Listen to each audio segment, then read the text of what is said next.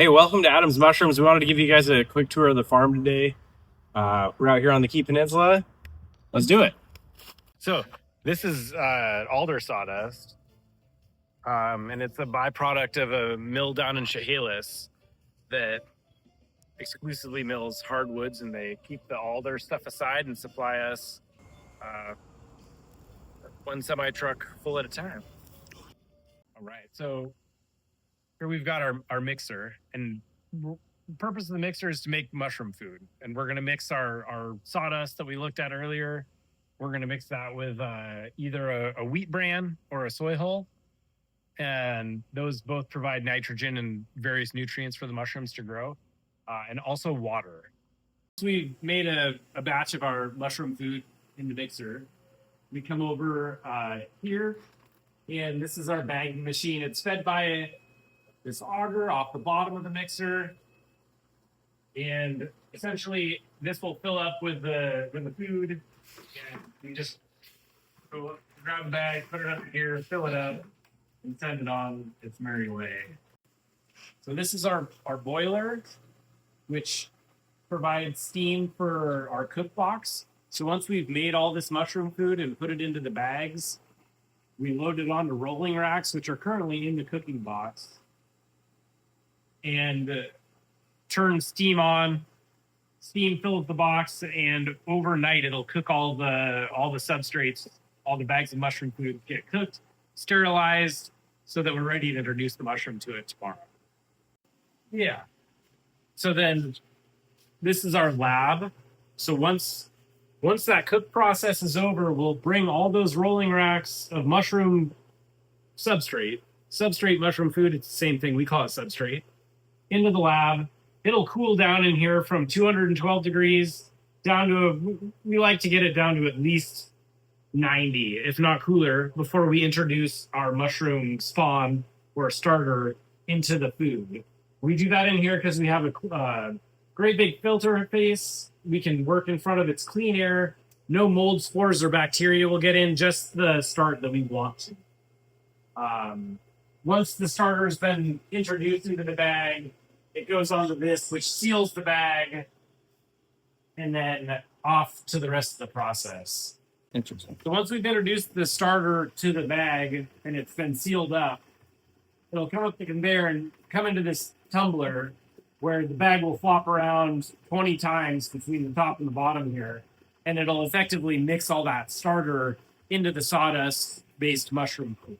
Yeah, so this is our incubation room. After the mushroom starter has been added to the bag of substrate, it comes in here and it rests and it grows out through the substrate. And if you look around in here, this is a good example this is all shiitake. This is last week's shiitake, and if you look real close, you can see it just starting to wake up off the start where we put the spawn in there. Then you have the week prior to that, it's grown out significantly more.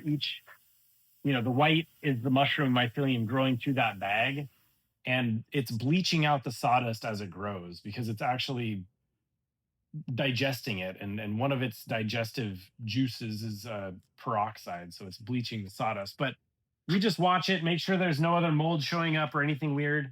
These blocks are fully colonized.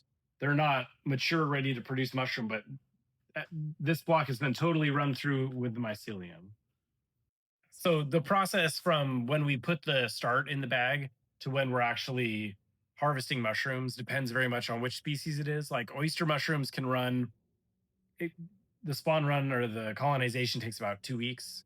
Can be as little as a week depending on how much spawn you put in, and then another week to 10 days for the mushroom to come out. So you're looking at like 2 to 3 weeks you can crop oyster mushrooms.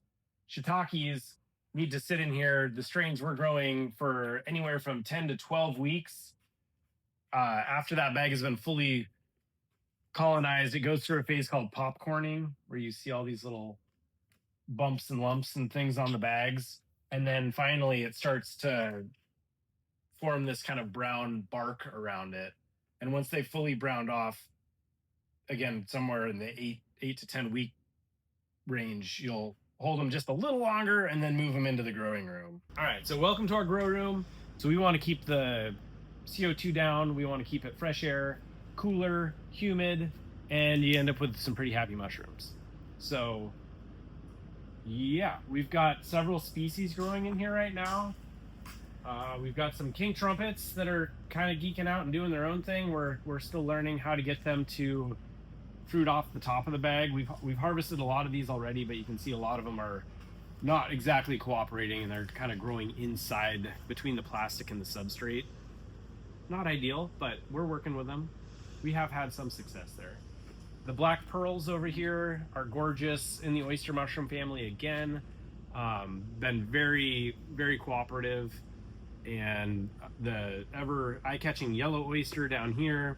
Don't grow a lot of it, but love having a little for that flair that it provides. We were growing a lot of blue oyster mushrooms right now. They're pretty easy, I suppose you could say. They're pretty fast. They're very cooperative. You get a good yield, and it's one of the few mushrooms that we'll hang on to for a second flush. So these bags over here, we've already harvested the first crop of mushroom, and you can see it's in various states of producing a second flush. They kind of come out at different times, but these are all just baby mushrooms that are the second flush is starting. You get much less weight in the second flush, but really pretty nice little clusters. Behind you here over in this corner, this is what the first flush of blue oyster is gonna come on it. It's just, they're wild. They really are an aggressive mushroom, and you can see the just incredible amount of baby mushrooms that this blocks are producing. And as they start to mature, you know, not every one of those little things is going to grow into a full-size mushroom, but you'll have this gorgeous cluster in the end. And we already harvested this morning, so I don't have a mature cluster to show you, but you can see like this one already is starting to kind of pick its winners and losers, and the rest just kind of get assimilated back into the cluster. All right, great. Thanks for coming on the tour of our farm today. It's been good. It's fun to share what we're up to. The whole process of growing mushrooms is a little bit mysterious to so many people, including us at times. And yeah, it's a great thing to put out there. So if you're interested in purchasing our mushrooms at any point in time, we are at the Proctor Farmers Market year-round. That's in North Tacoma on Saturdays, runs from 9 till 2. And then just recently, within the week, we've launched a CSA program for the farm where you can go in and purchase a one-time purchase or a bi-weekly share or a weekly share, and then you just come directly to the farm and pick that up. And that's another great way of supporting us and integrating some mushrooms into your diet. So thanks so much for checking us out, and we'll see you around.